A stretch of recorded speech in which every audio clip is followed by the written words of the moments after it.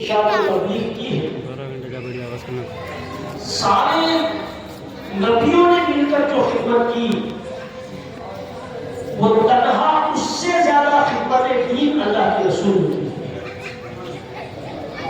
تمام خدمتیں اللہ کے رسول صلی اللہ علیہ وسلم کی خدمت کے سامنے ایک قطرہ برابر ہے۔ حضور صلی اللہ علیہ وسلم اب آخری لمحے حضرت عائشہ صدیقہ رضی اللہ تعالیٰ عنہ جو آپ کی اہلیہ محترمہ ہے، ان کی گود میں اپنا سر رکھے ہوئے حضرت عائشہ صدیقہ رضی اللہ تعالیٰ کے بھائی عبد الرحمن وہ کمرے میں داخل ہوتے ہیں تو ان کے ہاتھ میں مسواک۔ اللہ کے رسول صلی اللہ علیہ وسلم کو مسواک سے اتنی محبت تھی کہ کبھی حضور نے مسواک کا ترک نہیں فرمایا، کبھی نہیں فرمایا۔ حضور نے یہاں تک فرمایا کہ اگر میری امت کو تکلیف نہ ہوتی تو میں مسواک فرض قرار دے دیتا، لیکن مجھے میری امت کی تکلیف کا خیال تھا، اس لیے میں نے اس مسواک کو ان پر واجب نہیں قرار دیا۔ جیسے حضرت عبد الرحمن رضی اللہ تعالیٰ کے ہاتھ میں مسواک کو دیکھا، حضور کی آنکھیں اسی مسواک پر ٹھہر گئی۔ حضرت عائشہ صدیقہ نے دیکھا کہ حضور بار بار مسواک کو دیکھ رہے ہیں، تو حضور سے عرض کرتی ہے یا رسول اللہ، اگر آپ کا دل چاہ رہا ہے مسواک کرنا تو میں آپ کو مسواک دے دوں۔ حضور نے سر ہلایا، ہاں میں مسواک کرنا چاہتا ہوں۔ حضرت عبد الرحمن سے مسواک لے کر حضرت عائشہ صدیقہ رضی اللہ تعالیٰ عنہ نے اپنے منہ میں اس مسواک کو چبایا، اس کو نرم کیا، کیونکہ اللہ کے رسول صلی اللہ علیہ وسلم کی طبیعت ناساز ہے۔ اس وقت چبانا جو ہے مشقت ہوگی، تکلیف ہوگی، اس لیے زوجہ محترمہ حضرت عائشہ نے خود اپنے دانتوں سے چبا کر اس مسواک کو حضور کے منہ پر رکھ دیا، منہ میں رکھ دیا۔ اللہ کے رسول صلی اللہ علیہ وسلم نے مسواک فرمایا، مسواک فرمانے کے بعد آہستہ آہستہ مسواک کرتے کرتے کرتے بشیش آ گئی، تو مسواک خود بخود حضور کے ہاتھوں سے گر گئی۔ حضرت عائشہ فرماتی ہے کہ حضور کا چہرہ پسینے سے شرابور ہو گیا۔ بار بار اللہ کے رسول صلی اللہ علیہ وسلم کو کپڑے سے جو ہے ٹھنڈے پانی سے کپڑا لے کر پوچھا کرتی حضرت فاطمہ الزہرا رضی اللہ تعالیٰ عنہا، اور فرماتی ہے سکرات کی اتنی سختی، اللہ کے رسول صلی اللہ علیہ وسلم اللہ کی بارگاہ میں پکار کر کہتے اے میرے مالک مولا تو ہی میرا مددگار ہے، اس وقت تو میری مدد فرما، مجھے صبر عطا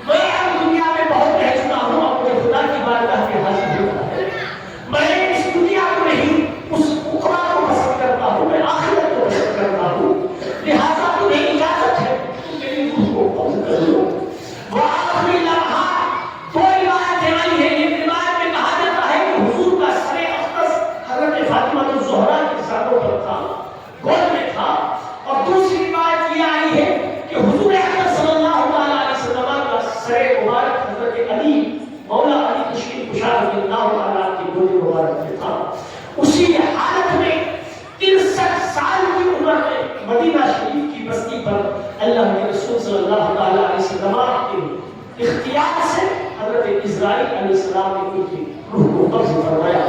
اللہ کے رسول صلی اللہ علیہ وسلم کی زبان پر آخری جملہ، آخری کلمہ حضور کی لب پر جو تھا وہ یہ تھا رب اغفر لی والحقنی بالرفیق الاعلی. اے اللہ میری مغفرت فرما اور مجھے اچھے اعلیٰ لوگ جو ہے نا ان میں سے تمہیں لاحق فرما دے. یعنی اللہ کے رسول صلی اللہ علیہ وسلم معصوم ہے، کوئی گناہ نہیں ہے ان کا. مغفرت کا مطلب یہ نہیں ہے کہ گنہگار ہے، معذرت معصوم بنایا ہے اللہ تبارک و تعالیٰ نے. اللہ تبارک ہمیں عاجزی ہے، نبی کیا ہے عاجزی ہے. یہ اتنا کہنا تھا اللہ کے رسول صلی اللہ علیہ وسلم نے پھر انا للہ و انا الیہ راجعون پڑھا اور حضرت اسرائیل علیہ السلام حضور اقدس کی مقدس روح کو جس میں اطہر سے روح کو قبض کر کے انہیں آپ بھی آسمان کی طرف روانہ ہو. اور پھر یہاں مکہ و بازار صحابہ میں بیچے گی، اللہ کے رسول کے گھرانے کے افراد میں بیچے گی، یہاں تک کہ مدینے کے در دیوار ہو رہے تھے. عرش پر فرشتے ہو رہے تھے، آسمان پر فرشتے ہو رہے تھے، زمین پر چرند و پرند ہو رہے تھے، مچھلیاں ہو رہی تھی سمندر کے اندر. اللہ کے رسول صلی اللہ علیہ وسلم کی جانے کا غم پوری کائنات منا رہی تھی. حضور صلی اللہ علیہ وسلم جس وقت محنت فرمائے، حضرت عمر فاروق کو جب خبر ملی کسی نے کہا حضور رخصت فرما چکے ہیں، انہوں نے میان سے تلوار نکالی، کہا جلال میں اگر کوئی مجھ سے یہ کہے کہ حضور کا انتقال ہو گیا ہے، رسول مثال فرما گئے ہیں، تو اس کی گردن مار دوں گا. یہ خبر مجھے میں برداشت نہیں کر سکتا، یہ سن سکوں. حضرت عمر فاروق اس خبر کو مانتے ہی نہیں تھے، مدینے میں تلوار لے کر گھومتے تھے کہ کوئی یہ خبر مجھے مت دینا کہ حضور کا انتقال ہو چکا ہے، مثال ہو چکا ہے. حضرت ابوبکر صدیق اپنے گھر والوں سے ملنے کے لیے خود حضور نے بھیجا تھا ان کو، قبیلے گئے ہوئے تھے، وہاں خبر ملی حضور کا مثال ہو چکا ہے. دوڑ کے ہوئے آئے، وہاں سے دیکھا حضور کو لے آیا گیا ہے اور اللہ کے رسول صلی اللہ علیہ وسلم کے چہرے پر کپڑا ڈالا گیا ہے.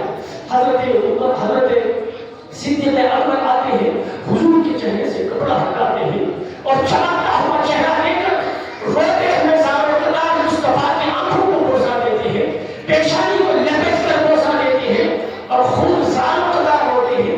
اتنا زیادہ رونے لگتے ہیں، سارے صحابہ اتنا زیادہ رونے لگتے ہیں، کوئی جو ہے خاموش ہونے کے لیے تیار نہیں تھا. حضرت عمر فاروق لوگوں سے خطاب کر رہے تھے کہ ایسا نہیں ہو سکتا، ہمارے رسول جا نہیں سکتے. اتنے میں حضرت ابوبکر صدیق تشریف لائے، کہا اے عمر تم بیٹھ جاؤ، میں سمجھاتا ہوں، تم استقامت کرو، یہ لوگ اور بگڑ جائیں گے. حضرت عمر فاروق مانی نہیں، بیٹھے نہیں کہ میں خبر نہیں مانوں گا کہ حضور کی روح قبض ہو چکی ہے. لیکن اس کے باوجود اونچائی پر چڑھ کر کھڑے ہو کر حضرت ابوبکر نے ارشاد فرمایا، اے لوگوں میں تم سے یہ کہنا چاہتا ہوں، یہ جو دنیا سے رحمت ہونے والا ہے یہ اللہ کے رسول ہے، یہ ہم ان کی عبادت نہیں کرتے تھے، ان سے محبت کرتے ہیں، ہمارے ایمان کا حصہ ہے. لیکن تم یقین جانو اس سے پہلے نبی بھی جو ہے آئے اور اس دنیا سے رحلت کر رہے ہیں، ہم خدا کی عبادت کرتے ہیں. لہذا اللہ کی عبادت کرو اور اللہ کے رسول نے جو ہمیں بتایا ہے اس پر گامزن رہو. لہذا تمہارے لیے یہ ضروری ہے کہ اللہ تبارک و تعالیٰ نے یہ حکم نازل فرما دیا ہے کہ پہلے انبیاء جو آئے وہ بھی چلے گئے. محمد رسول اللہ، محمد جو ہے اللہ کے رسول ہے. یہ قد خلق جو ہے اس آیت کو جب تلاوت کیا آنے کے بعد بھی پریشان ہو گئے. حضرت عمر فاروق کہتے ہیں اس آیت کی خبر تک نہ تھی ہمیں. جیسے ہی حضرت ابوبکر صدیق نے یہ آیت تلاوت کر کے ہم کو بتایا تب ہمیں یقین آیا کہ اللہ کے رسول کی روح قبض ہو چکی ہے. پھر جا کر جو ہے مدینے کے اندر ایک شانتی پھیلی اور اللہ کے رسول صلی اللہ علیہ وسلم کے جنازے کی تیاری ہوئی.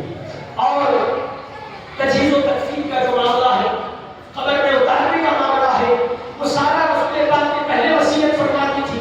تو اس وجہ